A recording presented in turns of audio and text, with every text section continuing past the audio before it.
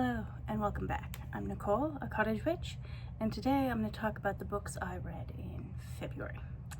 So the only book I read for the Read Around the World challenge this month was The Great Divide by Christina Henriquez. She's from Panama, and it was set during the creation of the Panama Canal, which was pretty interesting given Trump being Trump. That's exasperating. Anyway, the creation of it was pretty brutal. A lot of people were totally displaced from their towns by force when necessary, and then their towns, like the land, was destroyed. So there was a lot of that. They hired a lot of people. The American companies making it hired a lot of people from like neighboring Caribbean islands as well, and weren't known for treating people super well, which I didn't know, but is not surprising. So it was a bit depressing. It was a good story though. It wasn't like, it didn't blow me out of the water, but it was, you know, interesting to read. I'm glad I read it. So that was The Great Divide. And then I listened to, okay, so in the thrillers, mystery sort of genre, I listened to Weyward by Emilia Hart. Sorry if you can hear the vehicles outside. Somebody needs a muffler. Anyway, Weyward is a lot of fun. Like, the premise of the book is really fun. The male violence against women is not so much fun. So, you know, there's a lot of that over many centuries. But the three women it follows, who are a bit witchy and have a crow friend, it's quite fun. I enjoyed that one. I enjoyed the premise of it. And I would like my own little cottage in the woods. Thank you very much. Then I listened to the Cartographers by Deng, which seems to have autocorrected to Penguin Shepherd in my notes. That's so wrong. Anyway, it was good. It was kind of like The Great Divide. It wasn't like, didn't blow me away, but it was fun, you know, and sometimes you just need a bit of fun. And I like a good map. I have got many books of maps. I have many maps on my walls. And it got a little magical realism at the end, which was fun. It did, the pace did, like, right in the middle, get a bit, can we move it along here a little bit? But other than that, it was good fun. And then The Cloisters by Katy Hayes was kind of a similar sort of thing, but set in the cloisters in New York, where I was like, now I just want to be there. It just sounds like an amazing atmosphere, and I've never been. I mean, I've been to New York once, but we didn't go to the cloisters. So now I want to go to the cloisters. And then I listened to The Grey Wolf by Louise. She's my favorite winter cozy reads. I just need to feel better about the state of the world author. And it was a lot of fun, as it always is. Okay, then I went on a bit of a, well, I had two sort of hyperfixations, I guess, this month. So for the first couple of weeks of the month, I read a lot of witchy books. And then for the second couple of weeks, I read a lot of poetry books. So one of the witchy books I read was Herbal Magic by Annabelle Margaret. This is a great beginner book. It didn't contain a lot that I didn't already know, but it's, you know, if you're a beginner, it's excellent. She's a very good writer. Her videos are gorgeous. She's like a really good cinematographer. And it's got a few ideas of things here. What did oh yeah, goldenrod. I made a note about goldenrod and thistle. So there are a couple of plants I want to get to know a bit better, so that was fun. Under the bramble arch, and then under the dragon root were two more that I read. So under the bramble arch is all like shrub type plants that aren't, so the first one in this trilogy was about trees. This one is all blackberry, thistle, mullein, tansy, ivy, burdock, dandelion, plantain, nettle, you know, all those sorts of plants. Herb type plants and shrubs and things. And so it was a lot of fun. I made very many tabs in here. And yeah, I love these plants. There were a few a few chapters of things that were, I kind of skim read, like ivy, because English ivy does not grow here. Mistletoe does not grow here. Broom grows here, but it's invasive. Burdock grows here, but it's invasive. But, you know, you can still make use of them. And if you make use of them by digging out of the ground, so much the better. Dandelions I love. I always love dandelions. I don't understand why people hate dandelions. How could you possibly hate a dandelion?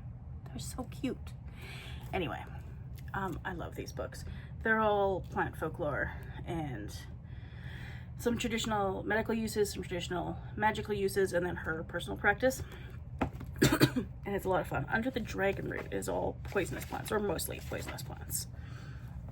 So it's got like wormwood in here, which, I mean, is sort of mildly poisonous, I guess. Poppy, which is more poisonous. Mandrake, which is more poisonous. Hellebore, periwinkle, henbane. Like, henbane's not likely to kill you, but if you overdo it, you will have some absurdly terrifying hallucinations, by all accounts. Foxglove, which will kill you. Aconite, thornapple, datura.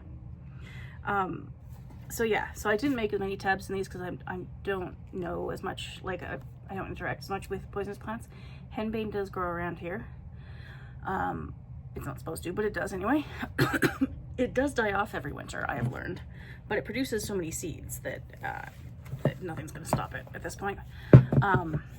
And there are a few other poisonous plants that I'm trying to get to know more about that aren't in this book, but they're native to this area. Mostly in the carrot family, which is the scary one. Then I read this little, oh, there goes my stack of books again. Oh, is it books falling all over the place? By Moonlight and Spirit Flight, The Praxis of the Otherworld Journey to the Witch's Sabbath. So there were things I liked about this book and things I didn't. It was interesting. It looks at like the witch testimonies during the witch trials, and then the books that were written around that time and that sort of thing. One thing I did, well, the writing style is a little too ceremonial for me. One other thing I didn't like was he doesn't seem to take into account that information extracted under torture is not reliable information. It's just not. It might be accurate. It might be totally made up in what the person thinks their torturer wants to hear. So he didn't take that into account at all, and just assumed that all the testimonies were accurate, which I have a problem with because they're not. It does have some interesting pictures in here though. Like, look at that one. It's I can't remember who published this book, but it feels like the pages all feel like a piece of cardboard. So it's not the best quality book ever, but I mean, it was kind of interesting. I want to read The Devil's Ointment, which I think is a book by Corinne Boyer that's either out now or coming out soon. To get my hands on that one at some point. Okay, then I listened to a bunch of audiobooks, and the problem with this is when my anxiety gets really bad, I like speed listen through audiobooks kind of manically, which, as coping mechanisms go, could be worse, right? But it's maybe not the best way to absorb information. So a few of these I'm gonna have to reread because I liked them, but I don't actually remember as much as I would like to about them. So with that caveat in mind, The Apostate's Guide to Witchcraft by Moss Matthew was fantastic. So he grew up in what he called a cult. I think it was like, I don't know, Mormon or Jehovah's Witness or something. He said it in the book, I think, but I can't remember. And I grew up with fundamentalist bonkers people who were certainly borderline cultish tendencies, is what I'd say they had. And so it was a really interesting book. I really loved a lot of it. I heard about it, I think, on Logan's channel from Larkin Legend. They talked about it, and yeah, it's beautiful. And that's one of the ones that I definitely will reread. I'll probably reread Anatomy of a Witch by Laura Tempest Zakharoff. So I read last month one of her other, what was her first book? I can't remember. It was a good beginner book, and I sort of read through that too and didn't pay too much attention, but I paid enough attention to know, hey, I kind of like this writer. So then I read Anatomy of a Witch, and I really loved it. Because, you know, when you're a woman in a high control religion, you're supposed to be disconnected from your body. your body is sinful and dangerous and a threat and all that sort of thing. So it was really interesting to read that one. The Cauldron and the Drum by Rhonda McCrimmon. And I'll list these below because I probably won't have the energy to put like pictures in, but I'll list them all in the description box. The Cauldron and the Drum was pretty good. It talks about the 3 cauldrons from that Irish poem. I think it's just called the Cauldron Poesy, which I read once in translation. I'll read it again at some point. I do get mildly annoyed when people call it the Celtic tradition of the cauldron because it's really specifically Irish. As far as I know, there's no evidence that other Celtic nations use this imagery. They might have, but there's no evidence that I know of for that. She does also use the word shamanism, so if you're not into that, like, I know there are some issues with that word. Sometimes when you're talking about Seidr, and I did read Seidr Magic, the Norse tradition of divination and trance, as well, which was also very good. And in that, I tend to prefer a Seidr worker to be translated as either a Seidr worker or a Volva or a seer, which are all perfectly acceptable words to use instead of shaman, because people have like preconceived notions of shamanism, and some of them are quite racist and just weird and kind of exploitative, like the peyote trend in sort of the rich white California setting at the moment, that sort of thing. So it's a bit of a problem. So I don't love that language. I understand why people use it because it's recognizable to other people, but I don't know. There are just some issues with that. But The Cauldron and the Drum was overall a very good book. Just talking about these 3 cauldrons and sort of what you might call an Irish shamanic tradition or Irish journeying, that sort of thing. And I'll re-listen to that one as well. I listened to Mastering Magic by Matt Oren, because I'd listened to, what else did I listen to of his? The Psychic Art of Tarot. That was quite fun. I'm going to listen to that again. I like his books. I don't always agree with everything he says, but they're good. Like, he knows generally quite a lot about what he's talking about. So they're good sources of information and always give you something to think about, which is nice. Slow Magic by Anthony Rella. I did not read very slowly, which is a bit maybe ironic, but it was really interesting because it talked about how most of it was just about how things take time. If you're going to learn anything worth learning, it's probably going to take years to learn how to do. So these like quick fix, fast results type of things that you see on social media and whatever, like, sure, fine, but also that's not everything. And some of the things that are really worth doing are going to take a long time. And so, yeah, I liked that one. The Bones Full in a Spiral was a reread. I listened to that again. That's by Mortellus, and it's so strange, but also kind of beautiful. She talks a lot about death, and I think she's a mortician. To think about the word there for a second, and mortician, I guess I should say. And yeah, I listened to it also ironically while I was planting my seedlings for the spring, which are just over there. They're very cute. Some of them sprouted, and I'm so excited. But it is helpful to think about death, I think, even if you don't work in this way with death. It is like my parents have talked about they've got their wills done. I should make mine. They've got their funerals paid for in advance. They know they'll be cremated. Like, we've talked about all these things. We know who the executor of the will is going to be, and my siblings and I have talked about all this stuff with them, and it is actually a gift that you can give to people, because my grandma didn't do any of that. My dad spent basically, like, the week after she passed, he spent the whole week on the phone just answering questions that you don't really want to answer, like, what songs does she want played during the funeral? I don't know, pick a nice hymn. She would have liked that, like, It's just the things that you don't want to have to deal with when you've just lost somebody important to you.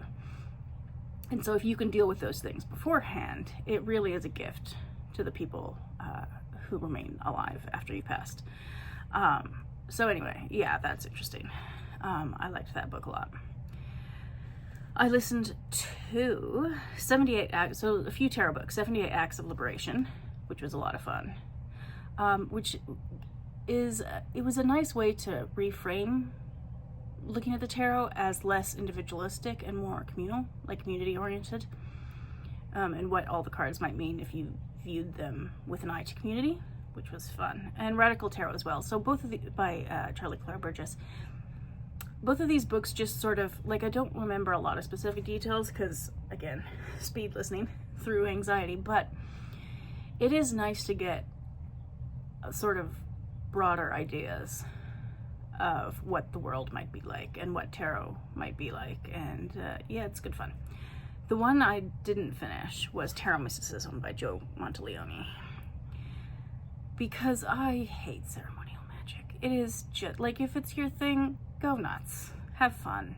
I can't stand it. The language he used is so pretentious and so impenetrable. No.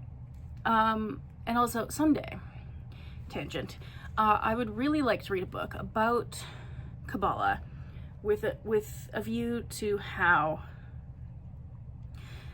it originated in the Jewish tradition. And I've read a little bit about the history of Jewish Kabbalah, which is the original. And then how, like, I have a vague ideas of how Hermetic Kabbalah happened. And according to one scholar that I've read a little bit from in Israel, it basically was a pinch of Jewish Kabbalah and mostly imagination. And it really bears so little resemblance to the original Kabbalah, the Hermetic Kabbalah. I'm not saying it doesn't work for people, because clearly it does, but it's not the original. It's mostly made up to suit a few particular Golden Dawn folks. So I would, someday, I would like to read a book about Hermetic Kabbalah that really dives into that sort of history and those sort of messy relationships. That's what I would like. Anyway, tangent over for now. Then I read, oh yes, some poetry. So, I sneeze. No, I'm not. Yes, I am. Maybe. I've had this cold that's like right behind my eyes for about 3 weeks, and it's driving me nuts.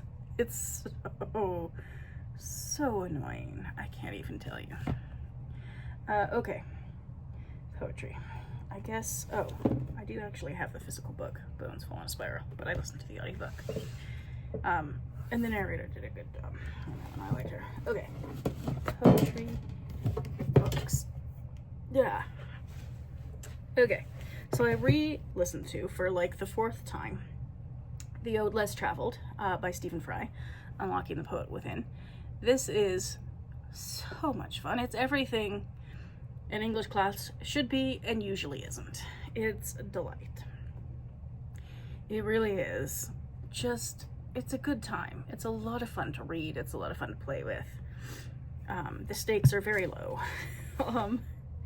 And it's got some further reading in the back. So I got a couple of these books. One of them, which I found a while back on, I think, eBay, because I think it's out of print, is Nabokov's Notes on Prosody. This comes with Abram Ganabal as well, which is some of his notes on Eugene Onegin. So I read this. He was very opinionated. And I don't always agree with all of his opinions, but some of them are quite interesting. And the way he talks about rhythm, like, he really put a lot of thought into it. So you may disagree with him, but he would be a hard person to argue with because he thought so much about all of his arguments. But yeah, so this essay is basically about different types of metrical feet, how they work, how they don't work, how they're different in Russian. I kind of skimmed over some of those bits because I didn't understand the Russian ones, obviously. I don't read Russian. and how the meters of the feet aren't always what people think they are. Like, so there's the, you know, strong, weak, or weak, strong, whatever. And his argument is, in a lot of English words, unlike Russian, in Russian there's, I guess, always one strong and all the other syllables are weak. In English, you can have one strong, some weak ones, and then one syllable that's kind of in between, where it's not the strongest, but it's stronger than the weak ones.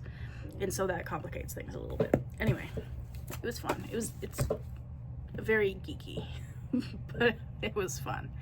Okay, I don't know what took me so long. I finally listened to Sonnets from the Portuguese, which I will be reading again. I have this cute little book. It's adorable. It's very old and slightly falling apart. Does it even say when it was published?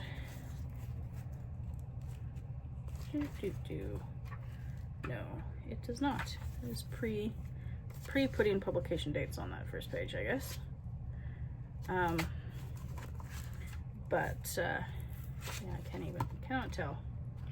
It's slightly falling apart, but anyway, that's not the point. The point is, they have nothing to do with the Portuguese. I don't know why I always thought they had something to do with the Portuguese, but they were too personal when she published them, so she didn't want to put them under her own name. She wanted to make it seem as though they were sonnets that she had translated from the Portuguese. How did I not know that? I didn't know that. Anyway, now I do, and they're phenomenal. And I will definitely reread them. Some other poems that I don't have a physical, I've got to get some physical copies of Donne, because I love his poems. I like the Holy Sonnets a lot. I love La Corona. I like the love poems. Some of them I listened to were read by Richard Burton, which was fun. He's always a good poetry narrator. And they're just so beautiful. Like the rhythm of the English language he knew. But they're also thought-provoking. Like, he thought a lot about both religion and love and sex. And if you've never read The Flea, you should read The Flea. It's very funny. Anyway, I love his poems, and I always come back to them, and I will read them again someday. This was also a reread. I re-listened to, also Richard Burton, read The Crime of the Ancient Mariner, which this is that, and it's got a few other poems in here, which are also... Does it have a table of contents? Yes, it does. It's got Christabel, which is one of my favorite of his poems. I wish he'd finished it, but he didn't. It's very sad. Oh well. Oh, he wrote a poem on Donne's poetry. I should read that. I haven't read that one yet. With Donne, whose muse on geometry trots.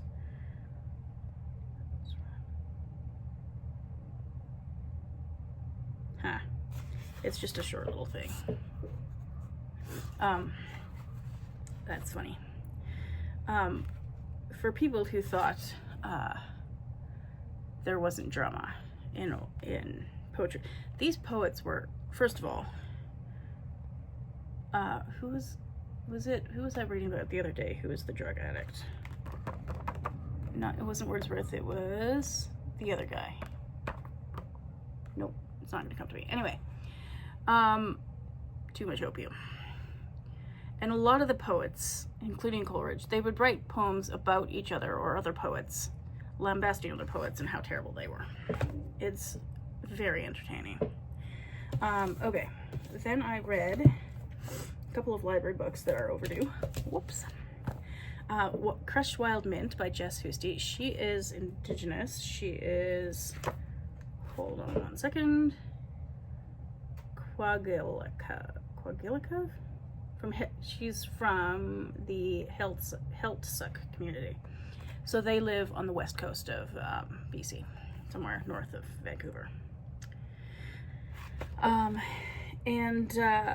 So it's very rooted in that environment, which is not super familiar to me. I mean, it's theoretically familiar to me, but I've never been. It's on my list of places to go. But she's also a herbalist. And so all of these poems involve the plant world in some way. Here's one called Wild Crab Apples. But there's a cormorant one, Wilderness, Anatomy, Stone, Transformation, Some of them are in her language, which I do not speak, but there is a handy Yarrow. There's one about bowing to Yarrow. There is a little glossary in the back of the Heldsuck words. I'm probably not pronouncing that correctly, which is handy. There are a few like some of them are poems as prayers, which are like, they're beautiful. And I know I complain a lot about poetry that doesn't have meter, like free verse, because it's just so often loosey-goosey and floppy. This actually does have a lot of structure despite being free verse, so I didn't mind. Like, that didn't annoy me, and the content of the poems is beautiful, so I wasn't distracted by any sort of floppiness, because there was structure there, it just wasn't metrical structure, or rhyming structure. So anyway, it's beautiful. I think I'll have to get this and reread it, or get it out again or something. Another one I read was Forest of Noise by Mosab Abu Toha. I actually listened to him read the audiobook because I ran out of time. He's a scholar and librarian from Gaza, and the poems are about as heartbreaking and depressing as you might imagine. They are very powerful, though, and they're it'll just like rip your heart out that people are having to live. No, nobody should have to live like this. It's totally inhumane. But the poems are really, they're beautiful, but in a gut-wrenching sort of way. And then I listened to Leonard Cohen read his own poems in the Book of Longing. There's a companion one to this that I think he wrote first called the Book of Mercy, which I will definitely have to read, because these are sorry, this cold is so annoying. These poems are so good. He did write with meter and rhyme, so they are in a lot of them. Some of them are free verse, but a lot of them have a very musical quality to them, unsurprisingly. They're just, and he's got, if you have the physical copy, he's got a lot of like drawings and things in the book as well. It's so much fun. It's beautiful. It's just little bits and pieces of a life, you know. Yeah, I love it. We'll definitely read Book of Mercy. And then, okay, the last couple I read were, I listened to Sold by Patricia McCormick, because I read a lot of banned books, because don't ban books, that's dumb. Anyway, it's about a Nepalese girl. It's a fiction, like middle grade fiction. So the audiobook was about 4 hours, I think. It's very short. Oh, sorry. My sinus is not thrilled with the state of things here. Anyway, a Nepalese girl who was about 12, I think. Definitely a kid, who was sold into a brothel in India somewhere, I think. And it was sometimes completely revolting. Like, I know why there's a knee-jerk reaction to ban it, because it is horrifying subject matter, but if girls have to live through this, then other people should read about it, because the only reason she and other girls actually have to live through this is because there's still a market for it, and there shouldn't be. For, like, 12, come on, that's revolting. So anyway, that was depressing. I listened to The Woman They Could Not Silence by Kate Moore, which was amazing. She wrote Radium Girls, which I've never read, but I want to now, because this book was so good and just makes you want to punch people in the face.